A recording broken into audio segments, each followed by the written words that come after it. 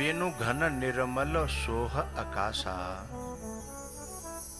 खाली हृदय संतों का होता है और संतों के अंदर से जो आवाज निकलती है वह आकाशवाणी ही होती है।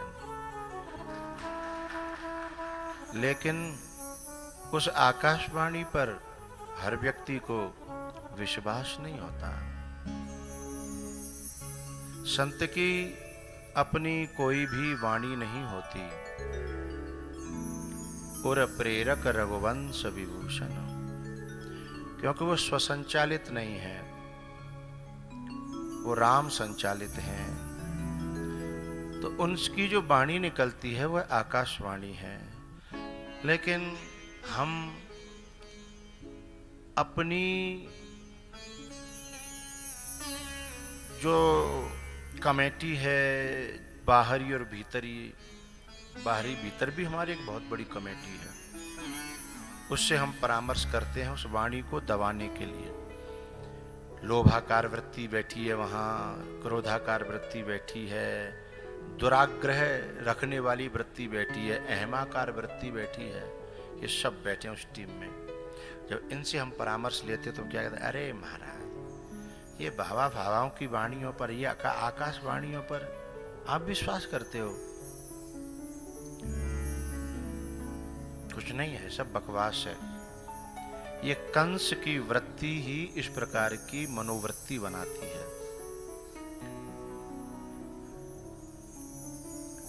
अभी हमारी टीम में ही हम अपने कुछ भक्तों को ये संकेत कर रहे थे कल परसों कि हमने पूछा कि कब जा रहे हो, उनका कोई उत्तर नहीं मिला। इसका मतलब है कि गुरुजी से कह देंगे हम साथ चलेंगे तो जाना पड़ेगा। उत्तर नहीं मिला तो कभी भी निकल सकते हैं, है ना। उनका उत्तर नहीं मिला। उत्तर नहीं मिला तो मैंने जबरदस्ती कहा, मैंने कही एक आध दिन में कुछ नहीं होता, घर कहीं भागा नहीं जा रहा, तुम्हें भगवान ने इतना क्षमता दी है कि तुम रुक सकते हो, साथ चलना। लेकिन फिर भी नहीं माने। नहीं माने तो फंसे डरे हैं, नहीं माने तो फंसे डरे हैं। अब इसमें से भी कुछ ऐसे थे कि आज निकलने की कोशिश में थे, मेरे मना करने के बावजूद भी तैयारियां चल रही थी। लेकिन जाओ, पहुंचो घर, जाओ संभालो जाकर के। तो जब हम आकाशवाणी को महत्व न दे करके अपनी लोभाकार वृत्ति, मोहाकार वृत्ति है, अपनी जो भीतर बैठी वृत्तियां उनको महत्व देते हैं। कौन खींच के ले जा रही थी? मोहाकार वृत्ति, लोभाकार वृत्ति, अहमाकार वृत्ति, ये खींच करके ले जाती है। लेकिन जब आकाशवाणी पर हमें पूरा भरोसा होता है ना, और उसके अनुसार उनके अकॉर्डिंग है, हम जब स्वमति से नहीं गुरुमति से चलते हैं ना, है ना, तब आने वाले विघ्न को भी सोचना पड़ता है। इसके साथ कोई है जिसका कनेक्शन कहीं बहुत ऊपर है, विघ्न को भी सोचना पड़ेगा ना। तो कंस जैसी वृत्तियां इस वृत्ति को मानती नहीं है। बोले अरे ये आकाशवाणियां, कुछ नहीं होता। और करवाते कौन है? जो उनके चमचे लोग हैं, बाह्य और भीतर। भीतर भी हमारे बहुत चमचे बैठे हैं। चमचे का काम क्या क्या होता है? चमचा का काम बर्तन को खाली करना। हा? जिस खीर की बाल्टी में पड़ा होगा उसे खाली कर देगा, उसका नाम चमचा है। हा? जिस कटोरी में चमचिया पड़ी होगी, जो केवल चमचों की बात थोड़ी, चमचिया भी तो है, तो जो चमचिया जिस कटोरी में पड़ी होगी उसी कटोरी को खाली कर देगी। है?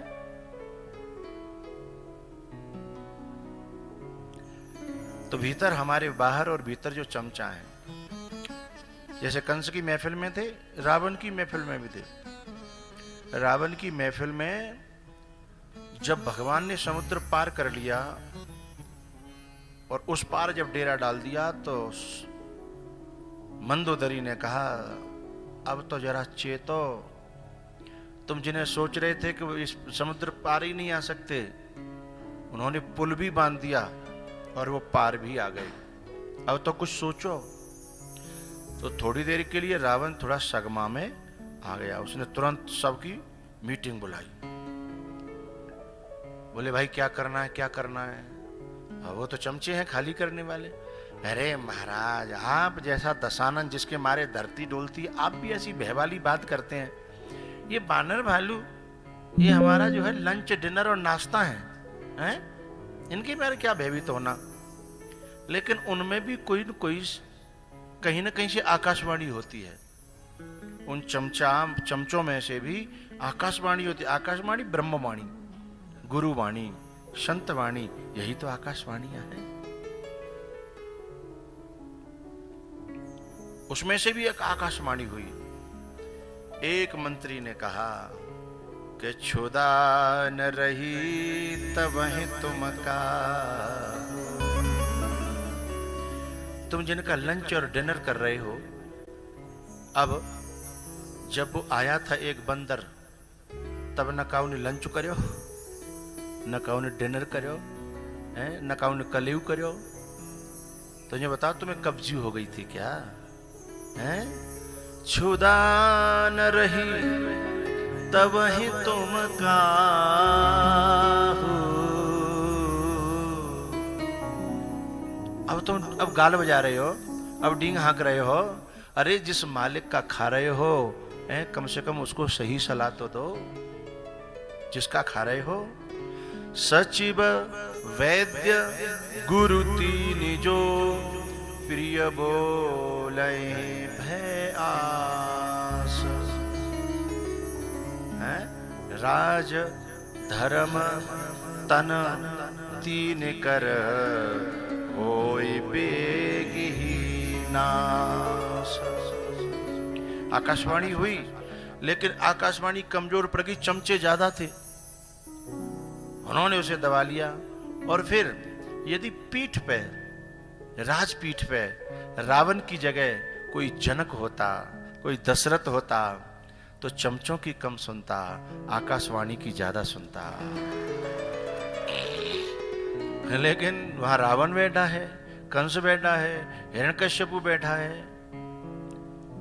हमारे अंदर की राजपीठ पर यदि मोह बैठा है, अहंकार बैठा है, तो फिर आकाशवाणी को कम सुनेगा और चमचों की बात को ज्यादा सुनेगा।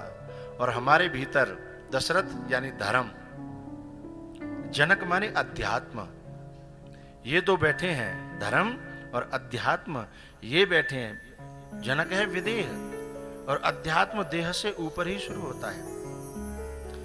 हमारे एक भक्त कह रहा था एक दिन, समाज में कुछ ऐसे लोग होते हैं कि जिनसे धर्म जिंदा है, जिनसे धर्म जिंदा है।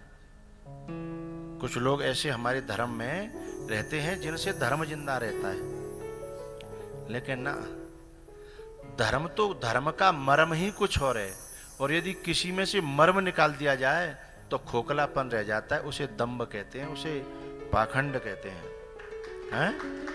तो कभी कभी हम लोग पाखंड को जिंदा रखने वालों को ऐसा समझ लेते हैं कि इन्होंने धर्म जिंदा रखा है। धर्म को जिंदा रखने वाले लोग वो हैं जो देह की नहीं, देह से ऊपर उठाने की बात करते हैं।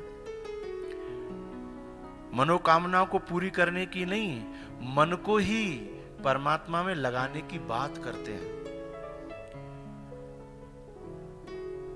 तो जनक है अध्यात्म, जो देह से ऊपर की बात करता है। और उसी के हृदय में, उसी के खेत में, इदम शरीरम कौन्तेय क्षेत्र, क्षेत्र माने खेत, खेत माने हृदय। इदम शरीरम कौन्तेय क्षेत्र मित्य विधीयते। उसी के शरीर में, उसी के घर में, उसी के घट में, शब्द समझ में आ रहे होंगे। उसी के खेत में, खेत है हृदय, और हृदय के अंदर फिर जो घट है, दोनों घट हैं। वहां भी घट से सीता जी पैदा हुई, और यहां भी घट से ही भक्ति पैदा होती है। भक्ति बाहर से मूल नहीं आ सकती, सौल मूल आ सकती है। आज भट्टी है, वो बहुत खुश हैं सौल को लेकर के, हमसे इशारा कर रहे हैं, आनंद आ गया। मैंने कि भैया ठंड तो पड़ी रही है। तो सौल मोल ली जा सकती है, टोपी मोल ली जा सकती है। यहाँ खीरा और मूली और मटर भी मोल लिया जा सकता है, महंगा तो है थोड़ा, लेकिन लिया जा सकता है फिर भी, है 10 रुपये का एक केला है, पर लिया जा सकता है, महंगा है। लेकिन भक्ति मोल नहीं ली जा सकती। भक्ति तो तुम्हें यहां कमानी ही पड़ेगी, और प्रकट होगी तो हमें भीतर से प्रकट होगी, घट से प्रकट होगी, है। लेकिन उनके लिए देह से ऊपर उठना पड़ेगा, है। तो अध्यात्म जो है, अध्यात्म का मर्म है मनोकामनाओं की पूर्ति नहीं, मन को ऊर्ध्वगामी करना, बुद्धि को ऊर्ध्वगामी करना। जब इस पीठ पे, जब अध्यात्म बैठ जाएगा हृदय की पीठ पे, हैं, तो वो क्या करेगा? वो आकाशवाणी को बहुत महत्व देगा, चमचों की वाणी को नहीं, अपनी वृत्तियों की वाणी को नहीं। तो वहां क्या होगा? वहां राम और वैदेही का मिलन होगा। और जो चमचों की बात सुनेगा, दुष्प्रवृत्तियों की बात सुनेगा, वहां सीता और राम का बिछो होगा और अपना सुपड़ा साफ हो जाएगा। तो क्षुधा न रही तुम ही तब का। रावण मोह है और कंस अहंकार है। मोह में और अहंकार में बड़ा अंतर है। जो मोह होता है ना, उसका अहंकार जो है, उसके पास अहंकार तो होता है, लेकिन हर समय उसका अहंकार जगा रहेगा ये जरूरी नहीं है। मोह का अहंकार सोया भी रहता है, मोह का अहंकार सोया भी रहता है, लेकिन है उसके पास, जरूरत पड़ने पर जगा लेगा। लेकिन अहंकार वाले का तो अहंकार ही जगा हुआ है। तो जो मोह युक्त व्यक्ति हैं, जो रावण की सभा में एकाध ऐसा व्यक्ति भी है जिसके मुख से आकाशवाणी निकलती है, लेकिन कंस की सभा में ऐसा भी कोई व्यक्ति नहीं है जो कम से कम सत्य को बोल तो सके है। क्योंकि अहंकारी व्यक्ति इतनी जल्दी उत्तेजित होता है कि वहां कोई जबान खोलने की हिम्मत नहीं करता। आकाशवाणी करने वाला, सत्य बोलने वाला, धर्म की बात कहने वाला है, वहां नहीं। मोह जिसमें है, अहम कम है, वहां कोई न कोई, वहां बोलने की हिम्मत हो जाएगी। तो कंस की सभा में तो सब जानते थे कि हमने कभी उल्टी सूदी बोली, इसलिए जिसे गांव में कहते हैं ठकुर सुहाती, गांव का शब्द है ठकुर सुहाती। अब ये नए नए बच्चे नहीं जानते। अपने ठाकुर को जो सुहावे केवल वही बोलना, ये ठकुर सुहाती है।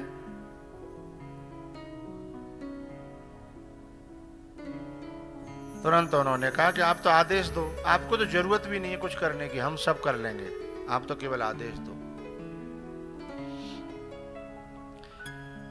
समाज में ठकुर सुहाती गलत है, परिवार में भी ठकुर सुहाती गलत है, लेकिन कुछ जगह ठकुर सुहाती बहुत जरूरी है।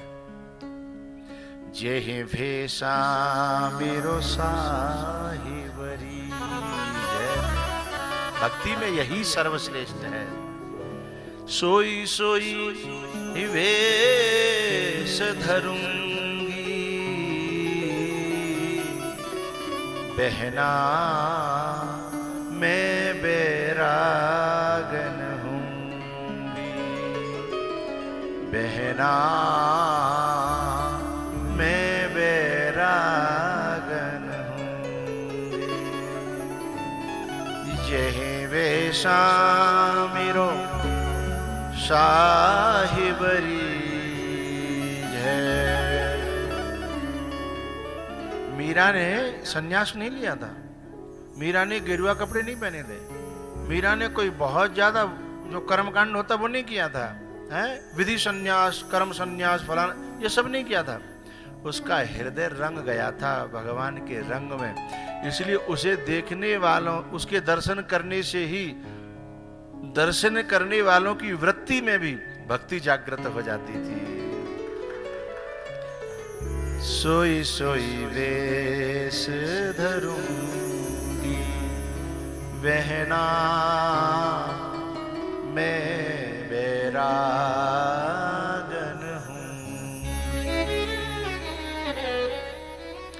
समाज में ठकुर सुहाती गलत है, लेकिन अध्यात्म में ठकुर सुहाती ही सबसे बड़ा धर्म है, कर्म है, साधना है, भजन है। हाँ? भैया कंस ने जो है और आदेश दे दिया, एक मंत्री कान में जाके बोला एक काम करो, अभी काल पैदा ही तो हुआ है, नए नए बच्चों को सबको मरवा दो, उन्हीं में किसी न किसी रूप में होगा, वो उन्हीं में किसी न किसी रूप में होगा। कंस के जो मंत्री थे यद्यपि वे असुर थे, लेकिन कुछ बोध उन्हें भी था और कुछ बोध कंस को भी था। वो तो अहंकार के सामने बोध की बात चलती नहीं है। बोध तो होता है लेकिन बोध की बात चलती नहीं है। जानामि धर्मम न च मे प्रवृत्ति, जानामि अधर्मम न च मे निवृत्ति, केनापि देवेन हृदय स्थितेन यथा नियुक्तोसि तथा करोमि। दुर्योधन कहता है कि मैं जानता हूं, पर करूं क्या, मेरा मन नहीं मानता। मैं धर्म के रास्ते पर चलने लायक मेरे में क्षमता ही नहीं है। तामस तन कछु साधन ना, प्रीति न पद सरोज मन मान। संत भगवानों को नमन करता हूं। संत भगवान आए, बहुत अच्छा रहा। तामस तन कछु साधन नाय, प्रीति न पद सरोज मन मान। होई भजन तामस देहा, जथा उलू कहीं तम पर नेहा, जथा उलू कहीं तम पर नेहा। होई भजन नहीं तामस देहा, जथा उल्लू कहें, उल्लू को जैसे सहज अंधकार पर प्रेम होता है, नेह होता है, ऐसे ही मेरा सहज बुरे कामों में इतना नेह है कि मैं भलाई करने की सोच भी नहीं सकता। मुझे क्षमा। व्यास जी से कहे थे ये शब्द दुर्योधन ने। व्यास जी ने कहा था कि बेटा तू अपने पूर्वजों को तो देख, तेरे पुरखा क्या करते आए हैं, हैं? तू जो है कुरुवंशी है, देख उनको। वो कहता है मुझे नहीं पता, लेकिन मेरे अंदर एक ऐसा देवता घुस गया है। देवता कहां से घुसा? शकुनी के संग से। केनापि देवेन हृदय स्थितेन यथा नियुक्तोसि तथा करोमि। भैया कंस की जो दुष्प्रवृत्तियां थी, उन्होंने जिम्मेदारी ले ली कि बच्चों को सबको मार दो। बोले कितने साल तक के? 3 साल तक के सब बच्चे मार दिए जाए। तो पूतना जो है वो ठेकेदारी लेती है, और पूतना है अविद्या, माया, और ये अविद्या 3 साल तक के बच्चों को मार देती है। जो अंडर कस्टडी है, सतोगुण, रजोगुण और तमोगुण, इन 3 के भीतर जो आते हैं उन पे माया का जोर चलता है। वो जो 3 से उठा हुआ है उनके यहां जाएगी तो नकटी होके आएगी। तेहि बिलो की माया सकुचाई, करे न सके कछु निज प्रभुता। लक्ष्मण जी कौन है? तृण सम सिद्धि 3 गुण त्यागी, कहिय तात सोई परम विरागी। 3 गुणों से जो उठा है उसके पास यदि ये माया गई, अविद्या गई, पूतना गई, शूर्पणखा गई, तो या तो मर के लौटेंगे या नकटी होके लौटेंगे। नीचे वालों पर जोर चलता है, जो गुणों से ऊपर उठ जाए, सत, रज और तम।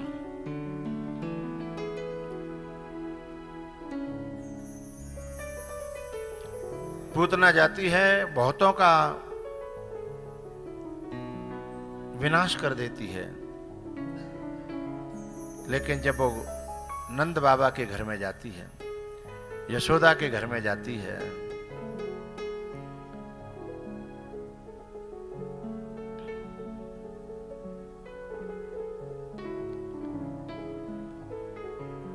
यशोदा कौन है? यशम ददाती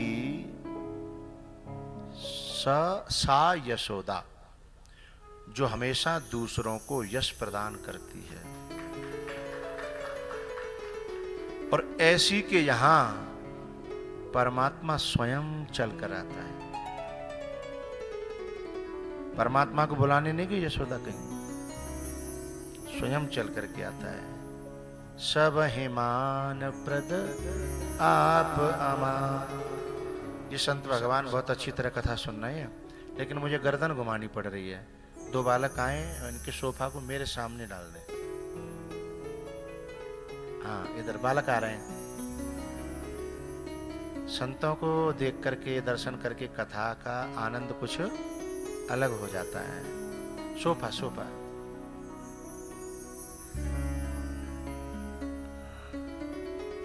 हाँ, ये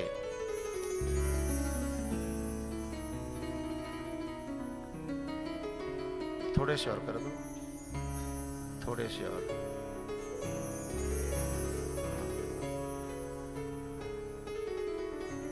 बस बस, हाँ। यशम ददाती इति यशोदा।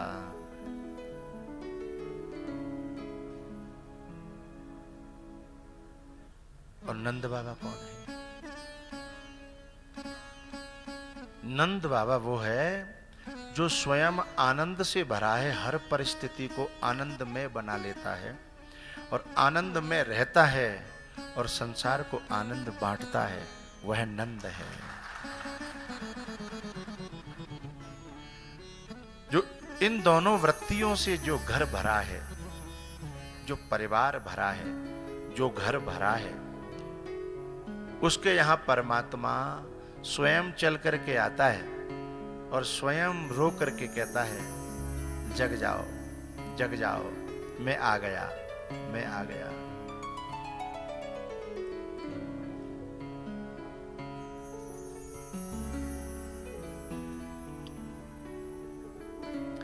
नंद के साथ में ही एक वृत्ति और पैदा होती है। नंद के साथ एक वृत्ति और पैदा होती है, उसका नाम है सुनंदा। नंद बाबा की बहन का नाम। जो आनंद में रहेगा उसके आसपास जन्म लेने वाली वृत्तियां भी सुंदर आनंद में ही होंगी। वहां कोई सूपन का जन्म नहीं लेगी। और सबसे पहले नंद बाबा की जो सुनंदा वृत्ति है, सबसे पहले सुनंदा वृत्ति ही परमात्मा का दर्शन करती है। किसने दर्शन किया पहले? सुनंदा ने। फिर सबको बताया, है गो, है गो, है गो, है गो, है गो, है गो। जो सुनंदा वृत्ति है वो कुछ अपने पास रखती नहीं है, जो मिलता है, जो बांटने की वृत्ति है। और वही नंद की वृत्ति है। जैसे ही पता चला कि कृष्ण का जन्म हो गया, सारे खजाने खोल दिए, ले जाओ, ले जाओ, ले जाओ।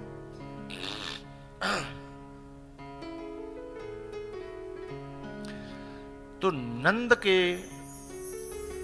और यशोदा के घर में माया प्रवेश तो कर सकती है, लेकिन बाहर बच करके जा नहीं सकती, क्योंकि वहां परमात्मा बैठा है। अविद्या माया प्रवेश तो करेगी, इनपुट तो है, आउटपुट नहीं है। वहां से जाएगी तो मर के ही जाएगी। हैं? आई तो सही पूतना, लेकिन फिर लौट करके वापस कंस के पास गई नहीं। ये पूतना क्या है? दुष्प्रवृत्ति। इसके लक्षण क्या है? टेंशन, बॉदरेशन, चिंता है, और जितने विकार हैं, फिर जितने विकार हैं, क्योंकि यह सब माया कर परिवारा और प्रबल अमित को बरने पारा। यह है माया पूतना, और इसका परिवार क्या है? लोभ, मोह, क्रोध, ईर्षा, द्वेष, राग, ये सब इसका परिवार है।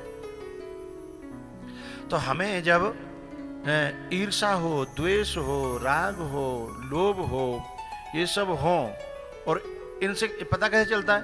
इनमें से कोई भी होगा तो शांति को भंग करेगा। सबसे पहले नंद को मारेगा। जो दुर्गुण होगा आनंद को खत्म करेगा, आनंद को खत्म करेगा। चिंता, डिप्रेशन है, ये सब लाएगा। आनंद जिंदा है तो ये माया को मरना पड़ेगा। आनंद को यदि हम कायम रखें और यशोदा वृत्ति जिंदी रहे और सुनंदा वृत्ति भी रहे, तो उस गवानाम इंद्रियानाम कुलह समूह स गोकुलः। जो इंद्रियों का जो समूह है वही तो गोकुल है, और इंद्रियों का समूह है शरीर। ज्ञान इंद्री, 5 कर्मेंद्री, 5 प्राण, मन, बुद्धि, चित्त, अहंकार, इनके समूह का नाम गोकुल है, और उसमें आत्मा कृष्ण है और बुद्धि राधा है।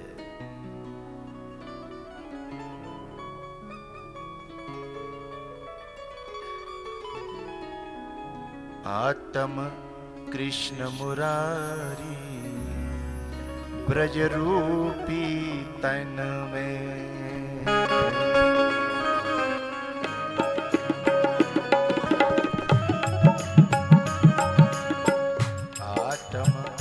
कृष्ण मुरारी ब्रज रूपी तन में।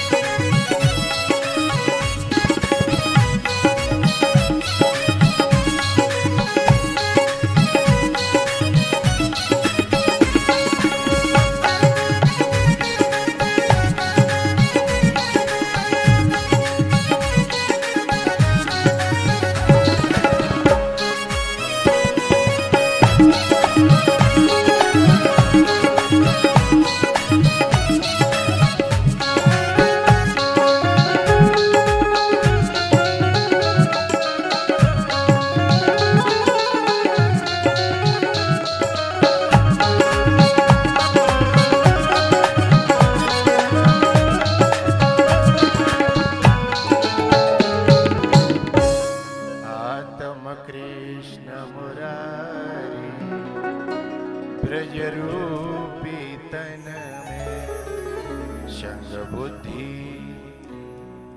राधा प्यारी ब्रज रूपी तन में सभी वृत्तियां बनी गोपियां आत्म रास विहारी ब्रज रूपी तन में आत्म रास विहारी ब्रज रूपी तन में संग बुद्धि राधा प्यारी ब्रज रूपी तन में। जहाँ नंद है, जहाँ सुनंदा है, जहाँ यशोदा है, हैं? और जहाँ की गोपियां आहा हैं? जहाँ चित्रलेखा है, जहाँ जो सखियां हैं, अष्ट सखियां, और जो साथ की गोपियां हैं, ये सभी सदवृत्तियां हैं। और ये सभी सदवृत्तियां जहां हो वहां माया की दाल कैसे गनेगी? माया आ तो सकती है। जैसे स्वयं प्रभा की गुफा में बंदर लोग कह रहे थे कि जहां में सब जाई जाए रहे हैं, लौटे के कोई आए ना रहो। वैसे भैया ये मार्ग है ही ऐसा, इसमें जो एक बार प्रवेश करता है फिर लौटने की आस छोड़ दे, और जो लौटने की बहुत आस लिए बैठा है वो इस मार्ग में कैसे प्रवेश करेगा? हाँ? इसमें तो वही जाएगा जिसे पीछे का कोई बहुत ज्यादा मोह न हो, आसक्ति न हो। इसमें तो जाना ही जाना है। यद्यपि राम सदा सेवक रुचि राखी, भगवान विभीषण जो आए थे तो यद्यपि वो पीछे की आस तोड़ के आए थे, पर यदि पीछे की वासना रह गई है तो भगवान सोचते हैं राम प्रथम तिलक नहीं, वो चौपाई है। लंका का राज्य जो है समुद्र का जल रह करके सबसे पहले विभीषण को टीका कर दिया भगवान ने।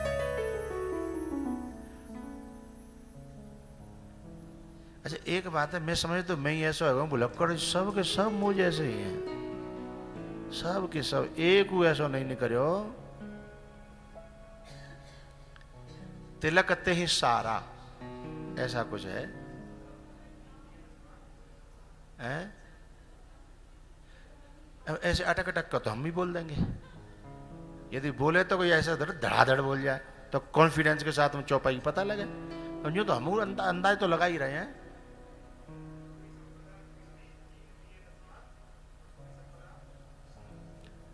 नहीं, वो तो शंकर भगवान के लिए है, शंकर भगवान के लिए।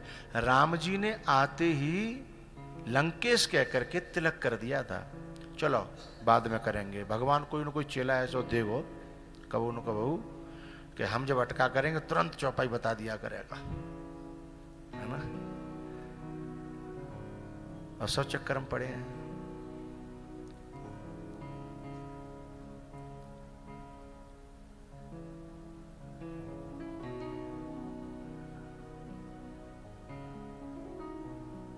तो जब जैसे ही तिलक लगाया तो लंका के जो राजा राज दिया, तो विभीषण का ये क्या कर रहे हैं? ये कहते ही विभीषण को तुरंत मन में समझ में आ गई कि राम सदा सेवक रुचि राखी, और मेरे साथ में ऐसा हुआ है कि पहले मेरी राजा बनने की रुचि रही थी, तो उरकछु प्रथम वासना रही, प्रभु पद प्रीते सरित शोभा। लेकिन ये किया कराया किसका है? राम मिलाए राजपद दीना, हनुमान जी का। तुमरो मंत्र विभीषण माना, लंकेश्वर भय सब जग जाना। तो प्रवृत्ति भी दे दे और निवृत्ति भी दे दे, ये किसी हनुमान जैसे बुद्ध पुरुष की कृपा हो जाए, दोनों दे सकता है। लेकिन जब बुद्ध पुरुष अपने रास्ते पर बढ़ता है तो प्रवृत्ति में उसे सुकून नहीं होता, प्रवृत्ति उसे भाती नहीं है, मिल भले ही जाए। दुनिया की नजरों में तो वो अच्छा रहता है, उसे लोग अच्छा समझते हैं कि भाई देखो भगवान की भक्ति भी है और सब कुछ ठीक ठाक भी है, लेकिन उसे वो उलझन लगती है।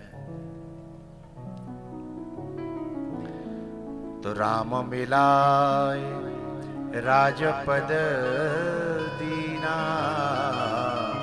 राम मिला।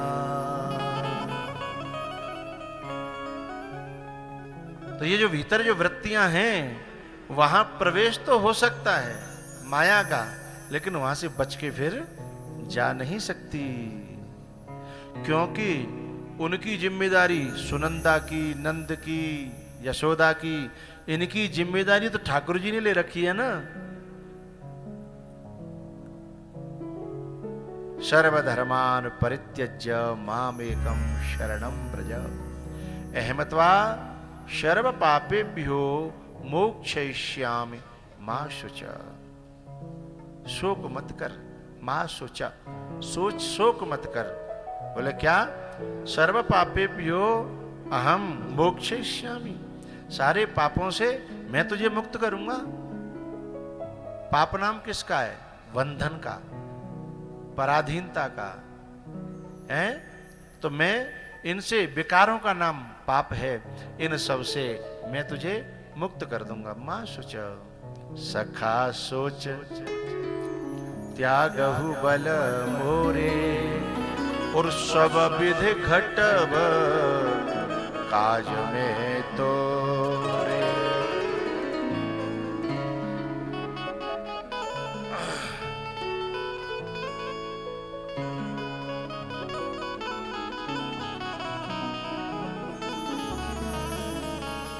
इसमें एक बड़ा, इस चौपाई का प्राण है एक शब्द, सब विधि। सब विधि। हमारे आश्रम पे गौशाला है, गौशाला में गैया हैं, गैयाओं के सेवक हैं। गैयाओं के सेवक जो है ना, जब आते हैं तो वो तय करते हैं कि सुनो, गैयाओं की सेवा करूंगा, रोटी नहीं बनाऊंगा। तो फिर हम कहते हैं रोटी कौन बनाएगा? बोले एक और बुला लेता हूं, वो रोटी बना के मुझे खिलाएगा, मैं गैयाओं की सेवा करूंगा। तो एक की सेवा के लिए, गाय की सेवा के लिए सेवक, और सेवक की सेवा के लिए सेवक उसको रोटी बना के खिलाएगा है। फिर जो रोटी बनाता है, रोटी बनाने के लिए बुलाया हमने, एक पहली गौशाला की बात है, फिर बंद हो गई थी कोरोना में, उससे पहले। तो फिर एक रोटी बनाने के लिए बुलाया। अब जो गाय गौ सेवा कर रहा था, मैं दृष्टांत दे रहा हूं, फिर सिद्धांत बताऊंगा। जो गौ सेवक था वो बोला कि मुझे छुट्टी जाना है, मेरे घर पे थोड़ी प्रॉब्लम है। तो हमने रोटी बनाने वाले से बात कही कि 2-4 दिन यदि तू गौ सेवा कर ले तो ये छुट्टी बनाएगा। मेरी ठेकेदारी नहीं है, मैंने तो रोटी बनाने की ठेकेदारी ली है, मेरी ठेकेदारी गौ सेवा की नहीं है। अब रोटी बनाने वाले के यहाँ प्रॉब्लम हुई, बोले उसे छुट्टी जाना था। मैंने गौ सेवा से कहा 2-4 दिन तो बना लो भैया, वो आ जाएगा। नहीं, रोटी की कोई जिम्मेदारी नहीं, आप जहां से करना चाहो। तो वो कहना चाहते थे कि एक पेंडिंग में गौ सेवक और रखो, और एक रोटी बनाने वाला भी पेंडिंग में रखो, 4 रखो। गैया कितनी थी? 3।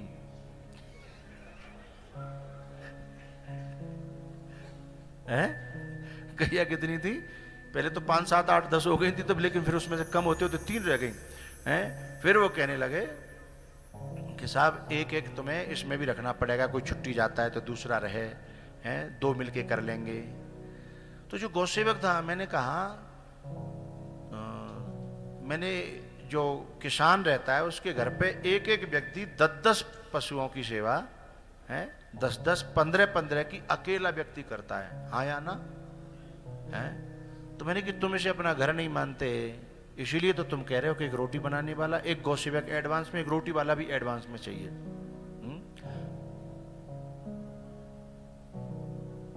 ये तो हो गया दृष्टांत। लेकिन भगवान क्या कह रहे हैं? मैं संसार के उन लोगों की तरह नहीं हूं जो केवल एक जगह बैठ करके एक ही काम को तुम्हारे को निभाएंगे। मंत्री है तो मंत्री का पद संभालेगा, हैं? सिपाही है तो सिपाही का पद संभालेगा, अथवा तुम्हारे जो परिजन हैं, पत्नी है पत्नी का ही दायित्व संभालेगी, माँ है माँ का ही दायित्व संभालेगी, हैं? बेटा केवल बेटे का दायित्व संभालेगा। लेकिन भगवान क्या कह रहे हैं कि जहां जो जरूरत पड़ेगी मैं वही बन करके तेरा सारे काम कर दूंगा। ये चौपाई की प्राण है ये शब्द। सब विधि घटव काज में तोरे, सखा सोच त्यागहु बल मोरे, सब विधि घटव काज में तोरे। एक गीता प्रेस गोरखपुर से एक पत्रिका निकलती है, कल्याण पत्रिका निकलती है। उस पत्रिका में एक बार एक सत्य कथा आती है। उसमें एक सत्य घटना वो बता रहे थे कि एक जो है रेलवे का ऑफिस में बैठने वाला एक कर्मचारी था, लेकिन वो भगवान का बहुत बड़ा भक्त था और रामायण जब पढ़ता तो इतना डूब जाता था कि बड़ा परेशान था वो। रामायण पढ़ने बैठ जाए तो घंटों निकल जाए उसे पता न चले।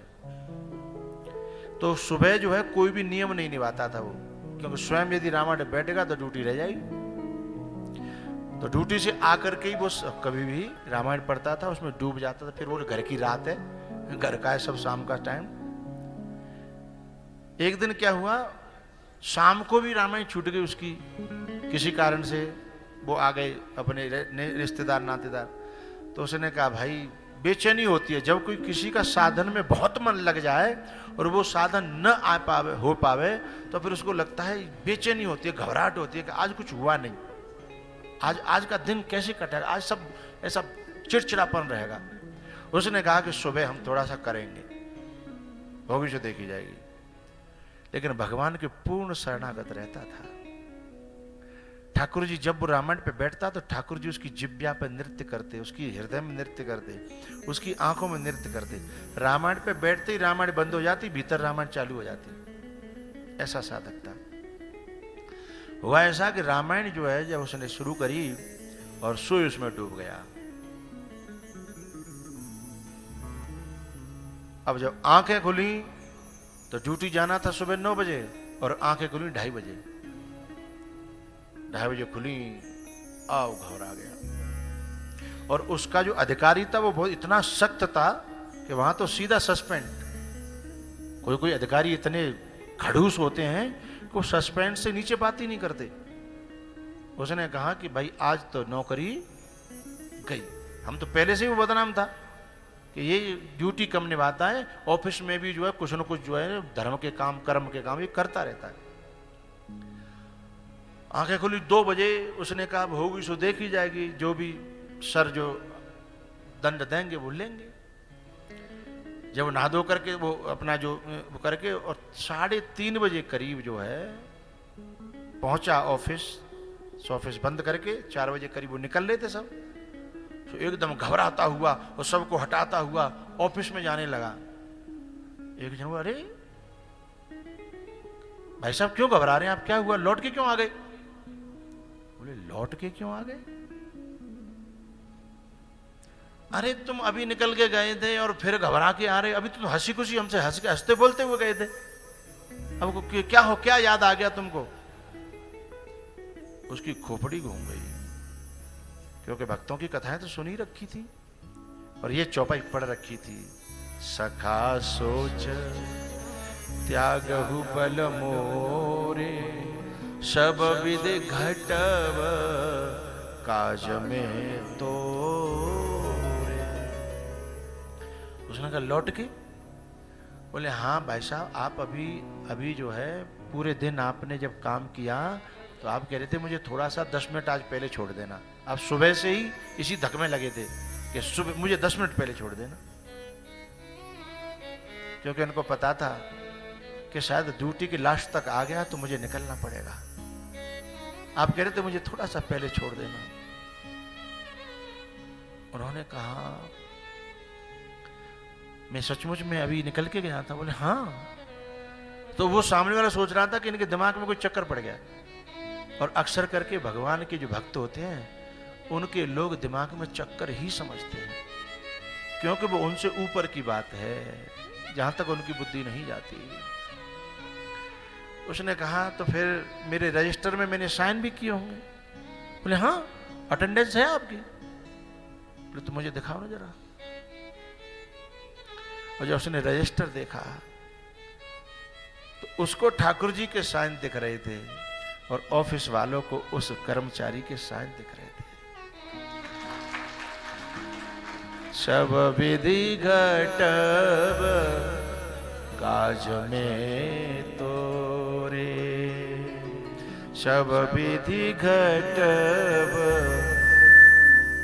काज में तोरे, सखा सोच त्यागहु बल मोरे, सब विधि घटब काज में तोरे।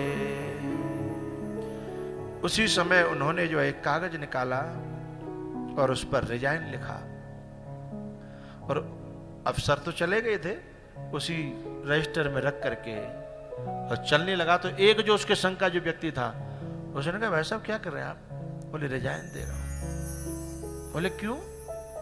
बोले ये बात मैं तुमको समझा भी नहीं पाऊंगा और तुम समझ भी नहीं पाओगे। घर आया, घर वालों को कहा मैंने रिजाइन दे दिया। बोले क्यों, क्या हो गया? बोले जब मेरे लिए मेरे ठाकुर को ऑफिस में पूरे दिन काम करना पड़े, ऐसी नौकरी का मैं क्या करूंगा? और जब वो मेरी इतनी व्यवस्था करने पे आ गया है तो फिर मुझे नौकरी की भी जरूरत क्या है? हाँ? रिजाइन दिया और उसी समय वृंदावन चले आए। जैसे जज बाबा की कथा है ना, ऐसे ही सेम वृंदावन चले आए। तो उसकी घरवाली जो थी ना, उसको सब हाल बताया तो रो रो करके। तो घरवाली कहती रो क्यों रहे हो? ये तो बहुत अच्छी बात है, भगवान की इतनी कृपा है हमारे ऊपर कि हमारे लिए इतना कर रहे हैं वो, ये तो खुशी की बात है।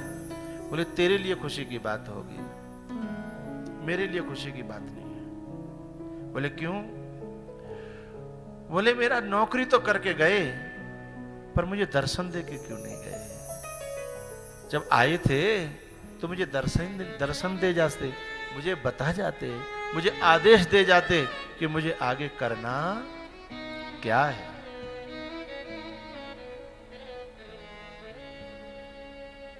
हमी में रह कर हमी से पर्दा, हमी में रह कर हमी से पर्दा। जब मेरी इतनी सेवा कर रहे हैं, मेरा इतना काम कर रहे हैं, फिर मुझे पर्दा क्यों? मेरी नजर का कसूर होगा, मेरी ही नजर का कसूर होगा। सखा सोच त्यागहु बल मोरे, सब विधि घटब काज में तोरे, सब विधि घटब काज में तोरे। अहमत्वा सर्व पापेभ्यो मोक्षयिष्यामि मा शुचा। ये जो भगवान का शब्द है ना, सब विधि, वो मेरे पास इतनी कथाएं हैं उभर रही हैं कि वो कभी बच्चा भी बनाए। कथाएं सुना चुका हूं, जो मेरे निरंतर श्रोता हैं, अंतर्यामी बन करके बेटा बना वो, और सखुबाई की जगह पत्नी बना, बहू बना। सखुबाई दर्शन करने चली गई थी और वो क्या बना? बहू बना। पिता भी हैं, बाप भी बना है, वो बेटा भी बना है, सखा भी बना है। तो सब विधि घटब काज में तोरे, सखा सोच त्यागहु बल मोरे। तो नंद बाबा यशोदा, सुनंदा और ये भगवान के जितने भी परिकर हैं, ये भगवान के भरोसे हैं। वो कहते हैं भगवान के भरोसे हमें काहे का डर, हमारा लाला हमारे संग है, हमारा कन्हैया हमारे संग है। विपदाएं तो कितनी बड़ी बड़ी आई, लेकिन बाल मां का हुआ है, पूतना आई। उसके बाद में शकटासुर आया, तृणावर्त आया, है कितने कैसे कैसे असुर आए, बकासुर आया, अघासुर आया, ये सब असुर थे। यहां तक कि चलो बुरे लोग अहित करें तो करें, कभी कभी साधकों के साथ में अच्छे लोग भी घात करते हैं। कैसे? अघासुर प्रहार करे तो कोई बुरी बात नहीं है, लेकिन इंद्र भी है, क्या कहता है, अरे इस पूरे ब्रज को डुबा दो, इस सारे ब्रज को तहस नहस कर दो। कोई राक्षस नहीं है, हैं? देवता है। तो साधक को इस बात के लिए भी पीठ कस के रखना चाहिए कि जरूरी नहीं है बुरे लोग प्रहार करेंगे, हैं? कभी कभी अच्छे लोग भी हम पर प्रहार कर सकते हैं।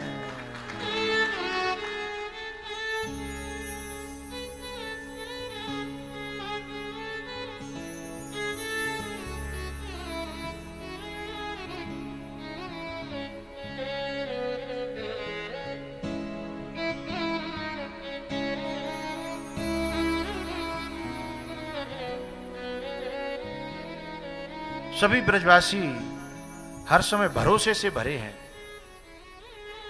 विश्वास से भरे हैं, प्रेम से भरे हैं, और क्या कहते रहते हैं, तेरी मेहरबानी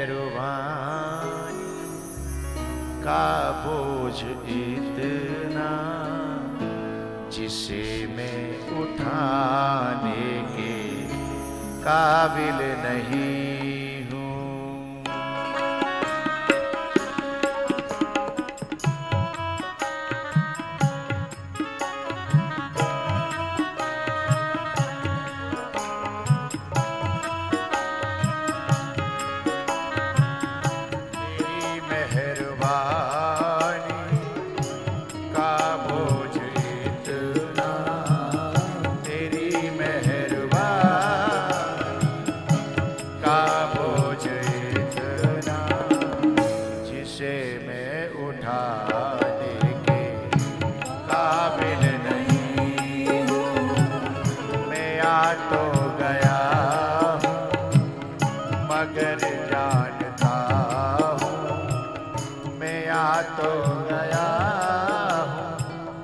मगर जानता हूँ तेरे दर पे आने के काबिल नहीं हूँ, तेरे दर पे आने के काबिल नहीं।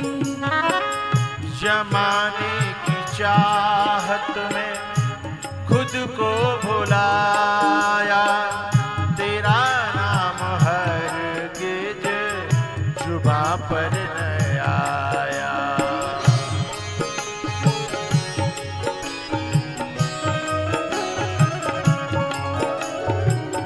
गुनहगार हूँ मैं, खतावार हूँ मैं, गुनहगार हूँ मैं, खतावार हूँ मैं, तुम्हें मुँह दिखाने के काबिल नहीं हो।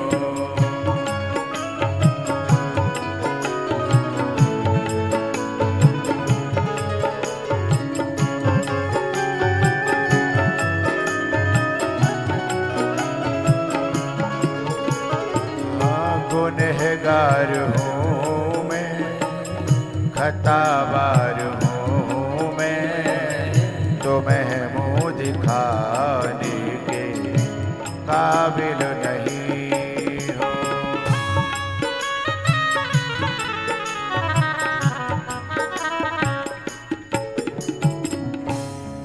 तेरी मेहरबानी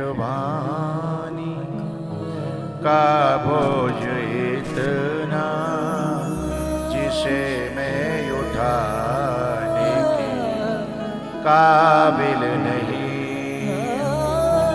मैं आ तो गया हूँ मगर जानता हूँ तेरे दर पे आने के काबिल नहीं।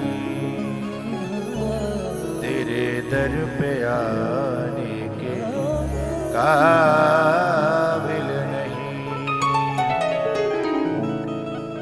पूतना का भगवान ने यथोचित उपचार किया। उसके बाद शकटासुर आया, उसका भी उपचार किया, तृणाव्रत का भी उपचार किया, नामकरण संस्कार हुआ है। भगवान की बाल लीलाओं को मैं सबको न दोहरा करके कुछ नया कहने का मेरा मन है, इसीलिए उन सारी लीलाओं को मैं प्रणाम करता हूं। एक छोटी सी लीला मैं कह देता हूं। एक दिन क्या हुआ, भगवान जब थोड़े से बड़े हुए तो जो बछड़े थे ना, अब भगवान के साथ में जो भी अवतरित हुए हैं वो सब भगवान के ही परिकर हैं। चाहे वो बंदर हो, चाहे ग्वालवाल हो, चाहे गोपियां हो, वे सब उनके साथ आए हैं।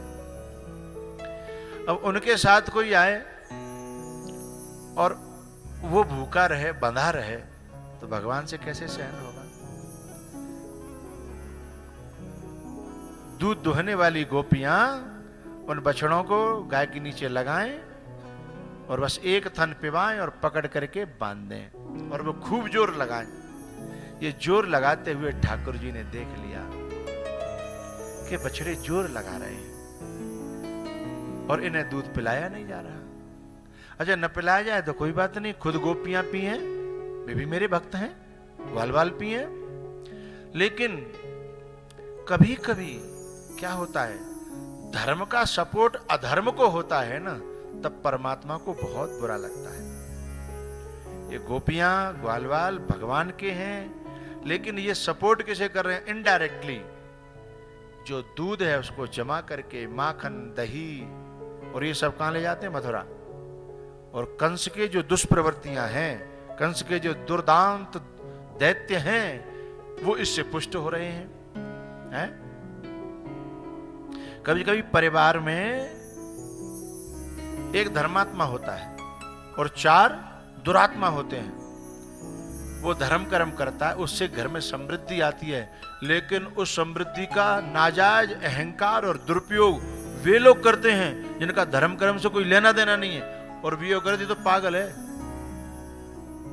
ये तो उसी का सहारा लेते हैं और उसी को पागल कहते हैं। और उसके द्वारा कमाए हुए, शुभ कर्म से कमाए हुए समृद्धि को अपने अहंकार का माध्यम बनाते हैं। ऐसा बहुत ज्यादा मात्रा में होता है।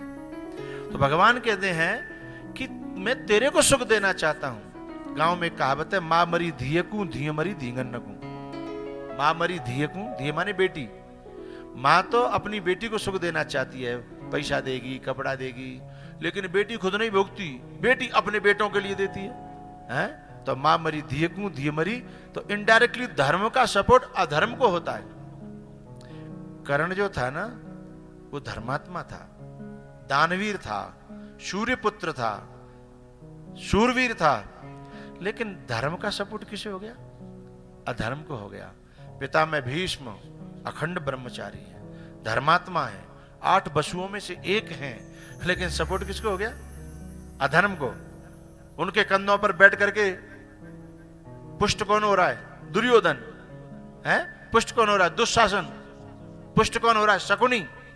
ये सब क्या है? धर्म का सपोर्ट जब अधर्म को हो जाता है तो उसे नष्ट करना बड़ा मुश्किल हो जाता है परमात्मा के लिए है? तो जो दूध है ना, भगवान कहते हैं कि चलो बछड़े को कम पिलाओ, कोई बात नहीं, चलेगा, लेकिन तुम तो पियो, इसको जाकर के तुम उनको पुष्ट कर रहे हो। कंस, चाणूर, मुष्टिक, इनको पुष्ट करने के लिए। इसलिए वत्सान मुंचन क्वचिद समये क्रोश संजात हासः क्रोश संजात हासः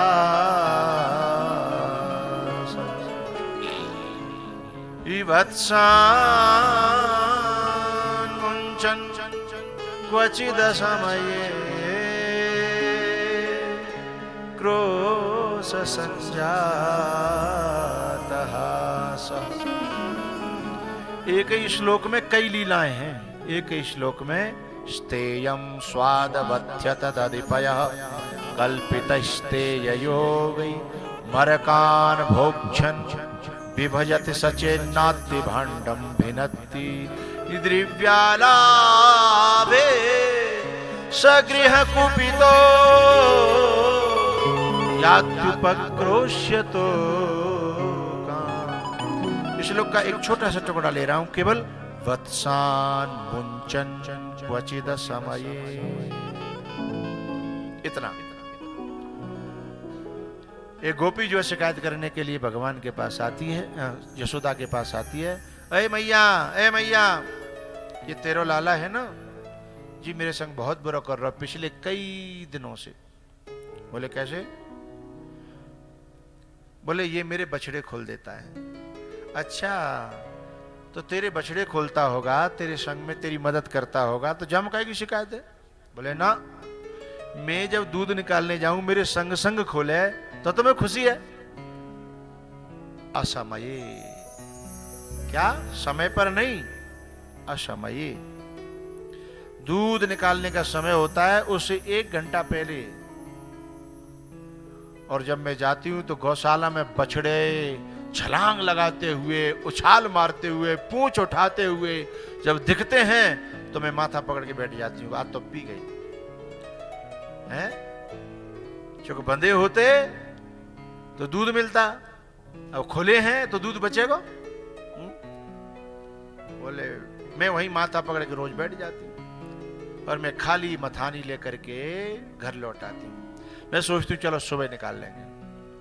सुबह भी अंधेरे में ही आता है और मेरे बछड़ों को खोल देता है। मैं क्या करूं मैया बता? यशोदा ने लाला को बोला, ए लाला इधर आ, ये गोपी क्या कह रही है? सूखे से मोते चले आए, ठुमक ठुमक ठुमक ठुमक। हाँ मैया क्या बात है? गोपी दोबारा कहना। गोपी ने दोबारा बात बताई। मैया ने कहा क्या कह रही है, सही बात है? भगवान ने कहा बात तो सही है, मैं झूठ नहीं बोलूंगा, मैं झूठ बोलता भी नहीं हूं। साचादारी बोल रहे हैं।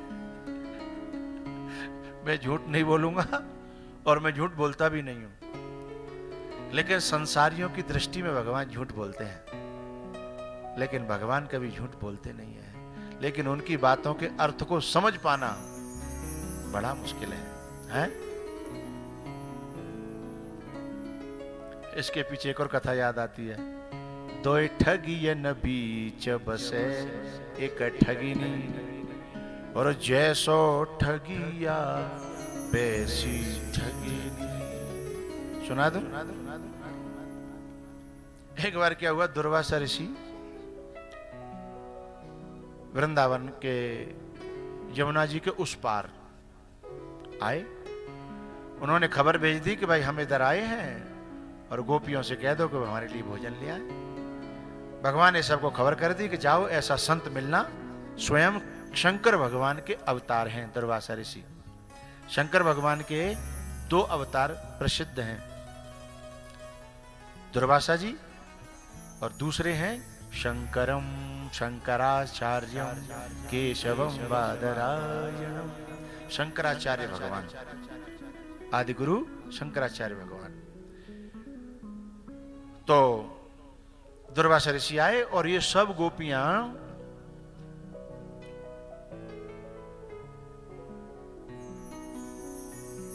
कोई पुआ बनाती है, कोई खीर बनाती है, कोई कुछ बनाती है, कोई कुछ बनाती है। डलिया भर भर के अच्छा इतनो बना के क्यों ले जा रही, खाई वारो तो एक ही है, ये जितने पश्चात चढ़ाई वाई जाता ना। अब भगवान कौन कौन को खाएंगे ये सब जानते हैं, तो वहां में तो जो प्रसाद ले आएंगे बढ़िया ते बढ़िया स्वयं पसंद जो जिसको करते हैं, और वहां में तो एक पीस निकाल के और बाकी मिलनो तो हम ही हैं। तो सोचने लगे कि दुर्वासा जी तो नेक्स्ट चाखेंगे, बाकी तो अपन सब बांट के वहीं पिकनिक मनाएंगे यमुना किनारे बैठ के। लेकिन भविष्य के गर्भ में क्या छुपा है ये तो साधक को नहीं पता होता ना। अब यमुना जी के किनारे जाके भगवान वहीं बैठे, बोले अरे लाला, बोले हाँ, ये यमुना तो बहुत तेज चल रही है, नाव है नहीं, पुल है नहीं, कैसे जाएं? बोले यमुना जी से एक बात कह दो कि हमारे कृष्ण ने कभी झूठ न बोला हो, और हमारा जो कृष्ण है वह सत्यवादी हो, तो यमुना जी हमें रास्ता दे दे। अब तो पहली शंका में आएगी जी क्या कार है जी, और सत्यवादी। भगवान ने कहा सुनो, बुद्धि में चलाओ, विश्वास रखो और करके तो देखो, मैं कोई तुमसे जबरदस्ती तो नहीं कर रहा, थोड़ा सा विश्वास रखो और करके तो देखो। तो डरते डरते बोली जे यमुना मैया, जे हमारो जो कृष्ण है का है, यदि सत्यवादी होए, यानी कभी झूठ नहीं बोले होए, तो हमको रास्ता दे दे। सो पानी की धार वहीं के वहीं, जैसे बर्फ जम जाती है हमारे ये जो झरने हैं, ये झरने जैसे ही बर्फ जमती है तो उसकी धार तो झोंकी तो रहती है, लेकिन रास्ता बन जाता है। इधर की धार इधर रह गई, इधर की धार इधर रह गई, बीच में होके रास्ता। अब गोपी एक दूसरे की तरफ देखें, ये कहा बोली अब कछु दिमाग मत चला, चलो निकल लो, रास्ता मिल गो, अब जाके बाहर में विचार करेंगे बाद में। निकल गए। दुर्वासा ऋषि वहां बैठे, इन्होंने डलिया भर भर के सबने जाके अपने कपड़ा उघारे, ढक्के ले गई थी, और सब पूरा इधर सामान भर गया। अब जे तो खुश रही कि नेक नेक लेंगे। के बाद उन्होंने एक पैसे शुरू करो, डलिया खाली करके दत दी, दूसरी डलिया लाई खाली करके दत दी, तीसरी डलिया लाई खाली करके दत दी, सबकी डलिया बिल्कुल खाली करके और खाली करके दे दी, और बोले ले जाओ जाओ। अब जी माँ तो पकड़ के बैठी, सवेरे की भूखी आई, ये सोच रही कि भोग लगा के तभी पाएंगे वहीं यमुना किनारे खेतों में घास में बैठ के। लेकिन जब खाली डलिया मिली, खून जर गो भीतर से, जे हिम्मत न रही कि दुर्वासा थे कछु कह दे। पहले तो बह बैठे हो, यदि दुर्वासा की जगह कन्हैया होता तो 50 सुनाती हैं। अब बोली भगवान हम जा तो रही हैं, पर एक कृपा करो, उधर से तो हमें कृष्ण ने रास्ता बता दिया, तो यमुना जी ने जगह दे दी, लेकिन हम जैसे निकल के आई यमुना जी तो फिर वैसे ही बहने लगी हैं, इधर से क्या कहें। बोले एक काम करना गोपियों, यमुना जी से कहना है यमुना मैया, यदि दुर्वासा ने कभी अन्न का एक कण भी न खाया हो, डलिया हाथों से छूट गई। यदि दुर्वासा सदा फलाहारी हैं, तो हे यमुना महारानी रास्ता दे दे। अब सब जन एक दूसरे को मुंह देखने लगी, बोले मिलेगा रास्ता। अच्छा चलो, कृष्ण की तो चलो सोच ले, बाकी बातें टेढ़ी मेढ़ी होती हैं, झूठ की सांच की झूठ होती होंगी, पर जानता मैं आंखने के सामने पूरे डकार गो सबने की डलियां में किनका नहीं है, बाकी बाद हमारी आंखने के सामने। तब उन्होंने एक समझदारी बोली, सुनो, हमारी आंखों से जो दिखता है जरूरी नहीं है संतों के बारे में वो सत्य हो। हमारी आंखें जो देखती हैं वो सत्य हो ये जरूरी नहीं है। हमारा दिमाग जो सोचता है वो सत्य हो ये जरूरी नहीं है। और यमुना भी कोई साधारण तो है नहीं, भगवान की 8वीं पटरानी है, कालिंदी है, सामान्य तो है नहीं। सुबह ने सब समझाई है, बोले शंका मत करो। सब जनी बोलो, हाथ जोड़ो। बोले हे जमुना महारानी, दुर्वासा ऋषि ने एक किनका नहीं खाया हो पूरे जीवन में, तो हमको रास्ता दे दो। आंखें खोली तो धाराएं ज्यों की त्यों, जैसे पहले से रास्ता मिला था, सुई रास्ता मिल गया।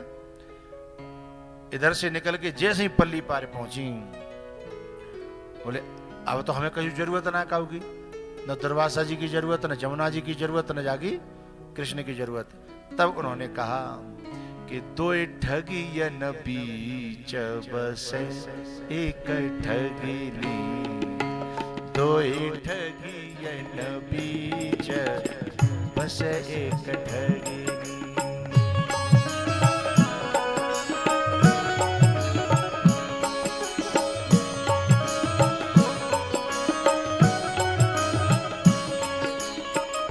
जैसे ठगिया वैसी ठगिनी,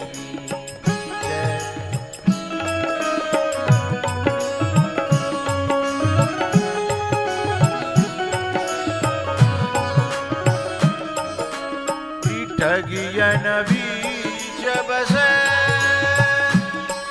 एक ठगिनी, ठगियन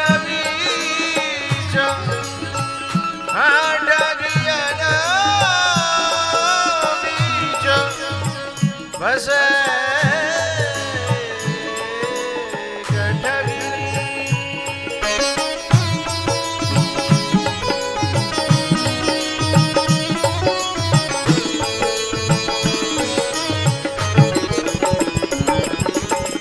जैसे ठगिया वैसी ठगिनी, जैसे ठगिया वैसी ठगिनी।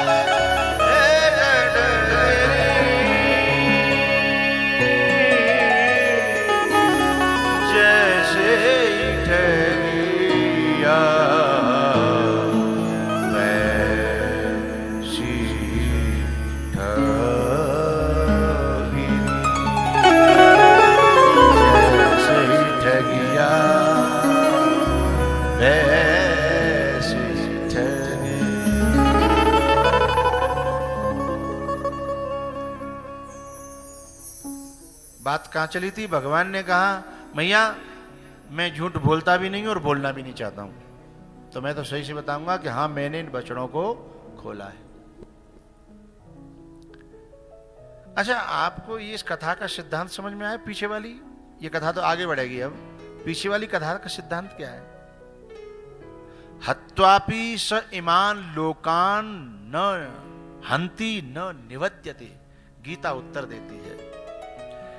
जब कोई व्यक्ति भगवान के समर्पित होकर के और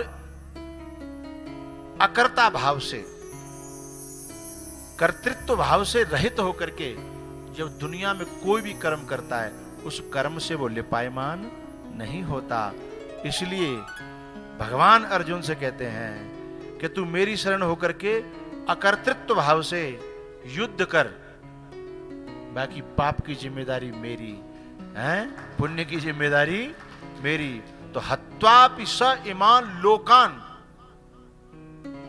केवल 2-4 लोगों को नहीं, लोक लोकांतरों को। हत्वापि स इमान लोकान न हंति न निवद्यते, वो न तो मारता है और न इस मरने के पाप से बंधता है, वो खुला है। उन्हीं में से कृष्ण है और उन्हीं में से दुर्वासा है। इसलिए कहते हैं वो हमने एक अन्न का दाना न खाया हो, क्योंकि उस कर्म से वो जुड़े ही नहीं है, कर्तृत्व भाव ही नहीं है। अच्छा, कभी कभी तो न करने का भी पाप लगता है। यदि कर्तृत्व अभिमान है, जैसे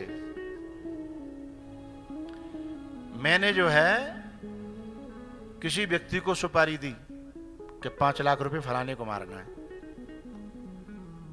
मारा तो उसने है, मैंने तो नहीं मारा ना। लेकिन जब बात पड़ेगी तो पकड़ा जाएगा कौन? दोनों ही पकड़े जाएंगे ना। मारा मैंने नहीं है ना, मैंने तो 5 लाख रुपए दिए बस, मारने वाला तो कोई और है। ऐसे कभी कभी क्या होता है, ऐसे ऐसे लोग हैं, ये जो जीवों की हत्या कहीं और करा लेंगे और हत्या करके उनके शरीर को, मृत शरीर को और घर में ला करके बोले हमने थोड़ी मारा है, हमें मारने का पाप क्यों लगा, खा रहे हैं हम तो, मारने वाला तो कोई और है। ऐसा नहीं है। कभी कभी लगता है कि पाप मैंने नहीं किया, लेकिन पाप का कर्तृत्व भाव तो, जो मैंने जो बयाना दिया है, जो मैंने एडवांस दिया, फिर मैंने पैसे दिए हैं मरवाने के हैं, तो उसमें कर्ता भाव मेरा है। और कभी कभी मारने के बाद में भी व्यक्ति को दोष नहीं लगता। इसे कहते हैं धर्मस्य तत्वम निहितम गुहायाम।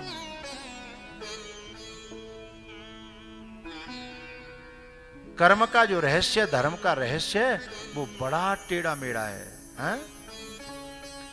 हत्वापि स इमान लोकान न हंति न निबध्यति। भगवान कहते हैं मैया, ये बात समझ में आ गई ना, दुर्वासा ऋषि जी क्यों करनी आ गई? उन्होंने खाया था कि नहीं खाया था? हा? नहीं खाया था?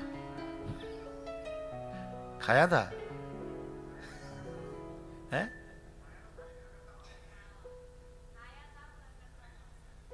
जी, इसे ऐसे कह देंगे संसार की नजर में खाया था, लेकिन सचमुच में वो बिना खाए हुए थे। हैं? ना तो ये कह सकते हैं भाई संतों के बारे में यही तो झंझट है, कभी तू छलिया लगता है,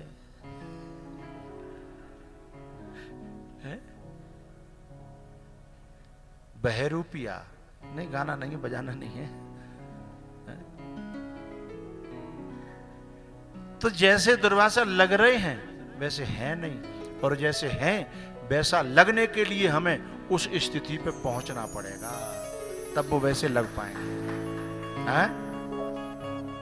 आज सुबह हमें हेलीपैड पे घूम रहा था तो एक हेलीकॉप्टर आया है। जब वो हेलीकॉप्टर आया तो मैंने समझा यहीं उतरेगा, भागो। मैंने कहा यहीं उतरेगा, मैंने कहा भागो। सो मैं तुरंत चढ़ के उस रोड पे आया, लेकिन वो तो चक्कर लगा रहा था, उतरा नहीं। लेकिन जब वो जा रहा था इधर आया तो मुझे ऐसा लगा पहाड़ में लगा लगा लगा। मैंने कहा अभी गिरने वाला है, मैंने कहा अभी न्यूज चलेगी एक हेलीकॉप्टर क्रैश हो गया, पूरी कल्पना कर ली। लेकिन वो तो कहीं लगा ही नहीं, घूमता रहा, ऐसे आया और ऐसे करके चला गया।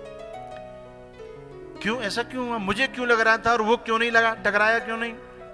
क्योंकि जिस धरातल पर मैं था वहां से मुझे पहाड़ कुछ अलग दिख रहे थे, और जिस धरातल पर वो उड़ रहा था उसमें जो ड्राइवर था, ड्राइवर नहीं कहते, पायलट कहते हैं ना, उसमें जो पायलट था उस जगह से वो पहाड़ कुछ अलग दिख रहे थे। मेरी दृष्टि से देखूंगा तो उसकी सही कंडीशन मेरी समझ में नहीं आएगी, उसमें बैठ करके ही जब देखूंगा तो पहाड़ों की सही कंडीशन समझ में आएगी। ये तो भगवान क्या कहते हैं, देख मैया मैं झूठ नहीं बोलूंगा और झूठ बोलता भी नहीं हूं। गोपी जसोदा की तरफ देख रही, सुन नहीं है तू, हरिश्चंद्र का चाचा है, ये झूठ नहीं बोलता कभी। अब यशोदा तो बेचारी फंसी है, उसको तो समझ में नहीं आता। परमात्मा और महात्मा समझ में न आवे वही तो महात्मा है, और समझ में न आवे वही परमात्मा है? समझ में ना आवे, समझ में ही आ गया तो फिर क्या हुआ? फिर काय का परमात्मा और काय का महात्मा? फिर तो बुद्धि का विषय हो जाएगा, हमारी बुद्धि का विषय हो जाएगा। और बुद्धि के विषय में आ गया, बुद्धि के कैपेसिटी में आ गया, तो हमारी बुद्धि बड़ी हो गई, परमात्मा और महात्मा छोटा हो गया। जो हमारी बुद्धि की कैपेसिटी से बड़ा है, आगे है? वही तो परमात्मा है। बुद्धि जी हैं, मते न लखे जेहि मते लखे, शो में शोध अपार। जो मति की पकड़ में नहीं आता, मति उसकी पकड़ में है। मति की पकड़ में नहीं, मति उसकी पकड़ में है। वही तो परमात्मा है। गो गोचर जह लगे मन जाए, सो सब माया जानो भाई। यतो वाचो निवर्तन्ते अप्राप्य मनसा सह। जो मन की और बुद्धि की पहुंच से जो परे है, इसमें वो नहीं आता। अच्छा एक बात बताओ, हम जब गाड़ी में बैठते हैं और कांच बंद कर लेते हैं और फिर गाड़ी चलती है, तो गाड़ी में जो आकाश बंद है, तो आकाश जो बंद है गाड़ी में, वो हमारे संग संग चलता है कि नहीं? सोच के बताइएगा। गाड़ी में बैठ गए, कांच बंद कर लिया, अब भीतर का जो वातावरण है, भीतर का जो आकाश है, वो तो हमारे संग ही चल रहा है ना, भीतर वाला। गाड़ी में जो आकाश है, हमने वो जो बंद कर लिया है, वो हमारे संग चलेगा कि नहीं? चलो ज्यादा दिमाग पे परिश्रम मत करो। लगता तो ऐसा ही है ना, जैसा मैं कह रहा हूं, लगता तो ऐसा ही है कि गाड़ी में आकाश चल रहा है। गाड़ी में आकाश नहीं चलता, आकाश में गाड़ी चल रही है। आकाश में गाड़ी चल रही है। बाहर और भीतर आकाश तो एक ही है, गाड़ी चल रही है। हमें जब ब्रेक लगती है तो झटका क्यों लगता है? जब ब्रेक लगती है तो झटका इसीलिए लगता है कि हम आकाश की एक सतह पर एक स्पीड बनती है हमारी। आकाश में एक स्पीड बनती है, और आकाश में जब एक स्पीड बनती है तो गाड़ी रुकती है, और हम उसी आकाश में उस स्पीड में चल रहे थे। बात समझ में नहीं आई है? और वो बाह्य और भीतरी जो आकाश है वो तो एक ही है, उस आकाश में गाड़ी चल रही है ना? ऐसे ही बुद्धि की परिधि में परमात्मा और महात्मा नहीं आता, क्योंकि महात्मा और परमात्मा की परिधि में हमारी बुद्धियां हैं। हमारी बुद्धियां उसकी परिधि में हैं, लेकिन हमको भ्रम हो जाता है। अतस्मिंस तद्बुद्धि, अतस्मिंस तद्बुद्धि, यानी जो वस्तु जहां स्वरूप से न हो और वहां दिखाई दे, इसी को अध्यास कहते हैं, इसी को मोह कहते हैं, इसी को विपरीत बुद्धि कहते हैं। तो जो गोपी है ना, वो यशोदा की तरफ देख रही है, देख रहे हरिश्चंद्र को चाचा है ना, ये कभी झूठ नहीं बोलता। लेकिन यशोदा बेचारी क्या करे, उसकी समझ में नहीं आता है। कभी लाला कुछ अलग लगता है, कभी लाला कुछ अलग लगता है, कभी लाला और ही कुछ अलग लगता है। अब बेचारी करे तो क्या करे हैं? जिस दिन मिट्टी खाता है उस दिन मुंह पकड़ करके जब मिट्टी निकालने की कोशिश करती है तो लगता है कितना भुखमरा है ये, चाहे कितनों कछु खवाए दो, लेकिन जाको पेट को भर भी बारो। लेकिन जब वो मुंह फाड़ करके दिखाता है, हाँ? अब ये सत्य है कि वो सत्य है? क्योंकि बुद्धि के परे है, उसमें बुद्धि लगाना ही बेवकूफी है, हैं? बुद्धि तो उसमें लगाई जा सकती है जो बुद्धि की पहुंचो। तरके न सकहि सकल अनुमानी,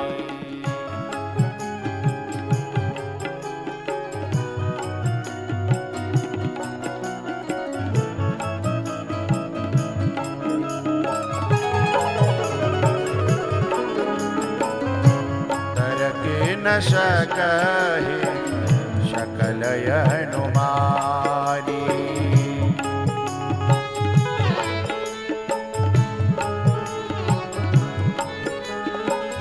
मन समेत जेहि जानन पानी,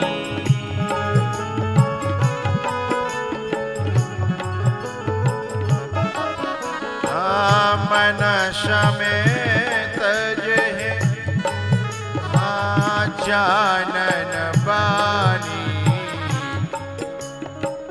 तर के न सकहे सकल अनुमान।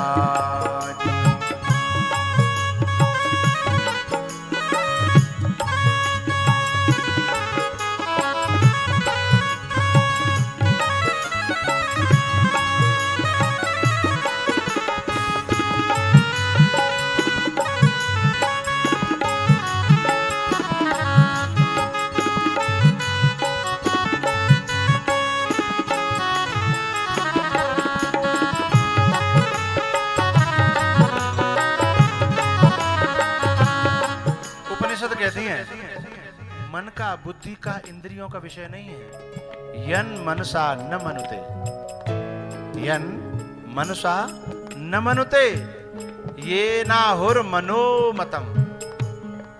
जो मन का विषय नहीं है, जिसके परिधि में मन है, तदेव ब्रह्म त्वं विद्धि, तद एव ब्रह्मा, तद एव कृष्ण, तद एव गुरु, तद एव परमात्मा, तद एव ब्रह्म त्वं विद्धि नेदम यदिदम उपासते। वो जो है मन से समझा नहीं जाता। कोई वाणी भी उसे बोल नहीं सकती, उसके इर्द गिर्द की बात करेगी, फिर बाद में कहना पड़ेगा न इति न इति न इति। पहले बताया कि ये है ये है ये है, फिर कहेगा न इति न इति न इति। यच्चक्षुषा न पश्यति ये न चक्षुंसि पश्यति तदेव ब्रह्म त्वं विद्धि नेदम यदिदम उपासते। उपनिषदों का ये ढिंढोरा है।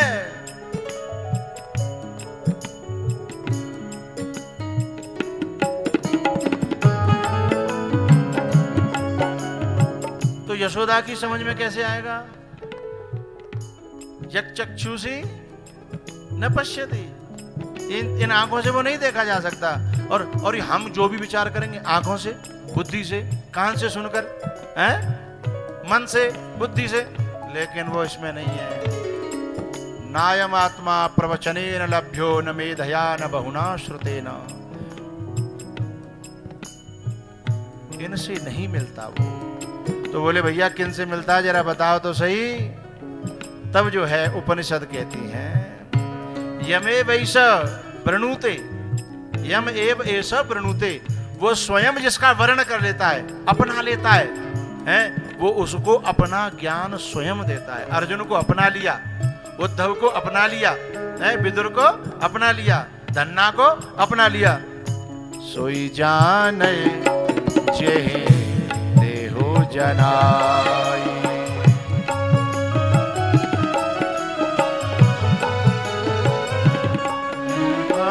सोई जाने जेहि देहो जनाई।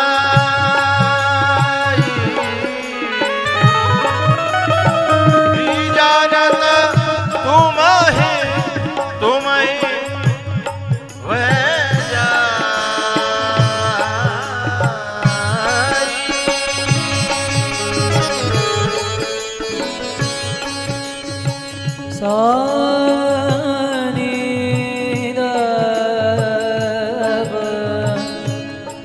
वह धनी रे निरे गा पागा मारे निसरे निसरे धनी रे सा। यस्या मतम तस्य मतम, मतम यस्य न वेदसः। जो ये कहता है अविज्ञातम विजानताम विज्ञातम अविजानताम, जो कहता है मैंने गुरु को समझ लिया, परमात्मा को समझ लिया, अरे मैं इतने दिन से गुरु के साथ रहता हूं, इतना बढ़िया तो मेरे गुरु कैसे हैं। अविज्ञातम अविजानताम विज्ञातम अविजानताम। जो कहता है मैंने जान लिया, उसने खाक भी नहीं जानी। जो कहता है मेरी समझ में आज तक गुरु जी आए ही नहीं है, समझ लो उसी ने सही सही समझाया है। जो कहता है मैं कृष्ण को जानता हूं, उसने खाक भी नहीं जानी। जो कहता कृष्ण मेरी समझ में नहीं आता है।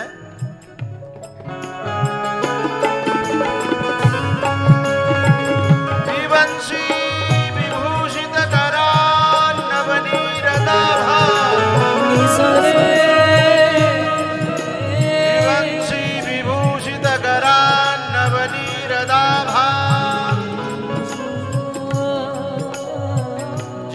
हाथों में बंसी है, जिसके दुपट्टा लहरा रहा है, जिसकी सब वर्णन करते हैं, लेकिन कृष्णात किमपि परम तत्व अहम न जाने। अहम न जाने। मधुसूदन सरस्वती जी कहते हैं, उनका वाक्य है ये। कौन है वो? वेदांत के अद्वैत के प्रणेता है साहब, एक तरह से। अद्वैत वीथि रथिक पथिकै रूपास्या स्वराज सिंहासन लब्ध दीक्षा। वो कह रहे, अरे भैया मैं अद्वैत की वीथि यानी गलियों में गुजरने वाला हूं, लेकिन कृष्णात परम किमपि तत्व हम न जाने। जो ये कहता है उसी ने जाना है। वो ये जान गया कि मेरी बुद्धि के परे है, मेरी बुद्धि से बड़ा है, वही तो कहेगा मैं नहीं जान सकता। जिसने कहा कि मैंने जान लिया, उसने कुछ और जान लिया है जो उसकी बुद्धि में आ गया, बुद्धि की परिधि में आ गया, उसने वही जान लिया है और वो सत्य नहीं है। 4 अंधे थे, उनके गांव में एक हाथी आया।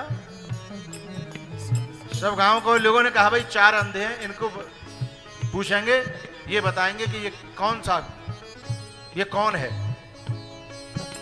4 अंधों ने जाकर के हाथी को टटोला। किसी ने पांव टटोला, किसी ने पूंछ टटोली, किसी ने कान टटोला, किसी ने सूंड टटोली। सब गांव वाले बताया कि जो आया था वो हाथी था। उनसे पूछा हाथी कैसा होता है? एक बोला गोल गोल होता है, गोल गोल बिल्कुल सीधा हाथी। हाथी नहीं था, उसकी पकड़ में जितना आया उसने उसी को हाथी मान लिया। एक बोला अरे नहीं, हाथी तो सूप जैसा होता है पर थोड़ा मुलायम था। है?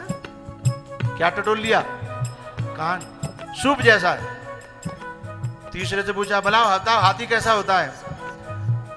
बोले ऊपर से थोड़ा मोटा था, नीचे सकरा था, है? और बार बार वो ऐसे करके ऐसे करके ऐसे करके कर रहा था। वही हाथी था। क्या पकड़ ली? हाँ। एक जना बोला मुझे तो ऐसा लग रहा है झाड़ू की तरह था, झाड़ू की तरह। क्या पकड़ ली? पूंछ। है? जो इनकी पकड़ में आ गया है वो हाथी नहीं है, है? इन्होंने कोई हाथी का अंग पकड़ लिया और हाथी का भ्रम पाल लिया कि हाथी ऐसा होता है, हाथी ऐसा होता है, हाथी ऐसा होता है, है? हाथी वैसा है ही नहीं।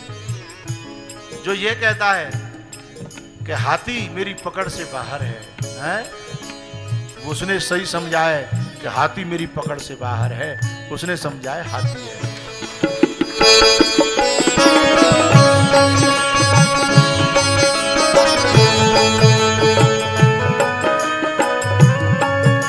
ना अयम आत्मा प्रवचनेन लभ्य न मेधया न बहुना श्रुतेन। बोले ये आत्मा प्रवचन से भी समझ में नहीं आता। भाई प्रवचन से जो वर्णन होगा वो वाणी का विषय हो जाएगा, उसके इर्द गिर्द की बात करी जा सकती है, लेकिन वो उससे परे है। फिर कहना पड़ेगा न इति न इति न इति। इसलिए वो प्रवचन का भी विषय नहीं है। लेकिन जब भगवान कृपा करेगा ना, परमात्मा और महात्मा दोनों एक काम करते हैं। जानत तुम्हें वै जाई, सोई जान है यही देहु जनाई।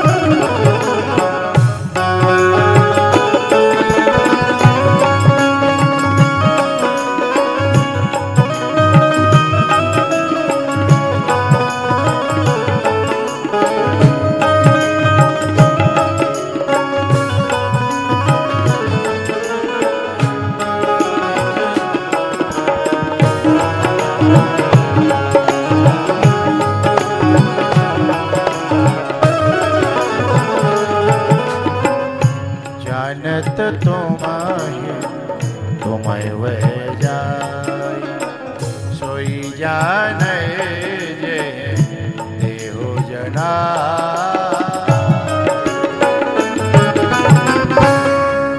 मुंह में से जब मट्टी निकालती है, माटी को खींचती है, तो यशोदा कुछ और समझती है, लेकिन जब मुंह फाड़ के दिखा देता है तो कुछ और समझती है।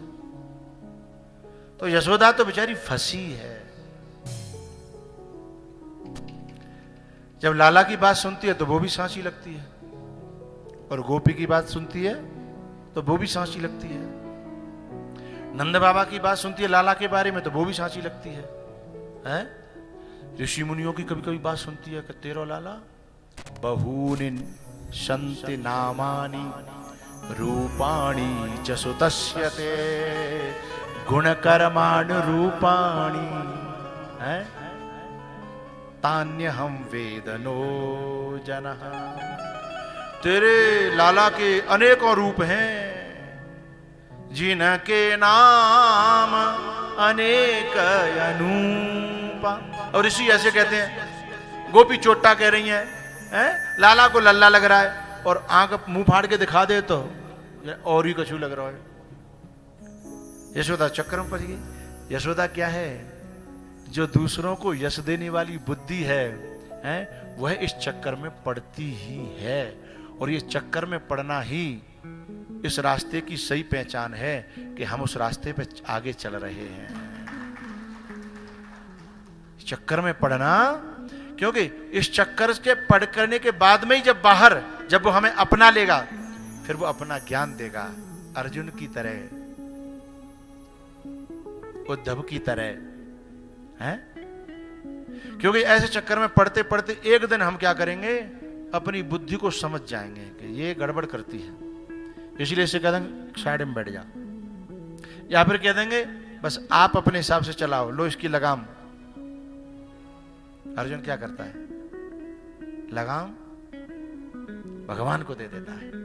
अभी हमने जाकी लगाम खुद अपने हाथ में ले रखी है, कुछ लोगों ने खुद ले रखी है, और कुछ लोगों ने दुनिया वालों को दे रखी है। कुछ लोगों ने खुद ले रखी है, और कुछ लोगों ने दुनिया वालों को अपनी लगाम दे रखी है। कोई बात होगी उसका परामर्श दुनिया वालों से करेंगे, और जिन्हें खुद अपना पता नहीं है उनसे हम परमात्मा का पता पूछने लगते हैं या अपना परामर्श करने लगते हैं। तो जब ये बुद्धि, और भगवान तो कहता है, मांगता है, मय्येव मन आधत्स्व मयि बुद्धिम निवेशय, अपना मन और बुद्धि मुझे दे दे, तन तुझे जिसे देना हो उसे दे दे, मुझे तेरे तन का कोई लेना देना नहीं है। तन की जरूरत तो संसार वालों को है,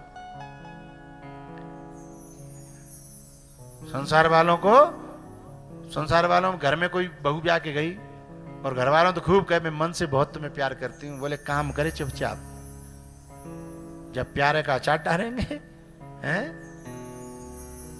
क्या काम है कर, बा काम है करे, तो उसे शरीर की जरूरत है, हैं? परमात्मा कहता है मुझे तेरे शरीर की कोई जरूरत नहीं है। कर से कर्म करो विधि नाना, मन राखो जहाँ कृपा निधाना, मन राखो जहाँ कृपा निधाना, कर से कर्म करो विधि नाना, कर से कर्म करो विधि नाना। भगवान कहते हैं मैया क्या की बात न मत आइयो, मैं किसी का बुरा नहीं चाहता, मैं किसी का नुकसान नहीं चाहता, पर जाते एक बात पूछ मेरी तरफ से। अब कैसी बात हो रही है? जैसे घर में जहाँ ससुर और बहू का बोला चाला न हो, वो होता ही नहीं ज्यादातर जो है गांव में, तो बीच में किसी बच्चे को खड़ा कर लेती है बहू। क्या कहती है? बेटा बाबा से पूछना रोटी खाएंगे क्या, बाबा सुननो है? अब बेटा जब तक बोल नहीं पायो, बाबा बोलो बेटा मम्मी से कह दे मैं आज जो है दूध में बाजरा की रोटी मीड़ के न गुड़ धर के खाऊंगा। अब वो सोच रहा कौन ते का कहूं, अब वो सोच रहा है कौन ते कहूं तो का कहूं, अपने आप की भी गई है। ऐसे ही बीच में यशोदा खड़ी है बच्चा बन करके, भगवान कह रहे हैं मैया जरा इनसे ये पूछियो, ये बछड़े की वो जो मां है उस पे पहला अधिकार दूध का किसका है? इसका है कि बछड़े का है या मथुरा के कंस का है? बता जरा, पूछ पूछ। गोपी बोली पहला अधिकार तो है, पर हम एक थन पूरा पिलाती हैं उसे। मैंने माना। बच्चे कुछ कोई बोले पूछना इसे खुद पीती है? बोले खुद तो नहीं पीती, अक्सर करके तुम जो गांव के भुक्तभोगी होंगे, गांव में जो दूध होता है ना घर में, वहां में केवल थोड़ा सा बालकन के लिए रखा जाता है, बाकी सब दूध ही है। और कबो को तो बाको लीटर पूरा करवे के चक्कर में जो घर को बचाते हैं ना, वो भी बचे बचे न बचे, वो लीटर खाली रह जा रो, पैसा कटते। बोले तू ले जा, हम तो कोई बात ना, झाग की चाय बना के बालकन ने पिया देंगे, जो झाग बचे आता है, हाँ? तो भगवान कहते हैं मैया जा यूं पूछ, न तो जो बछड़ा प्या रही न खुद पी रही, ये कहां भेज रही है उसको?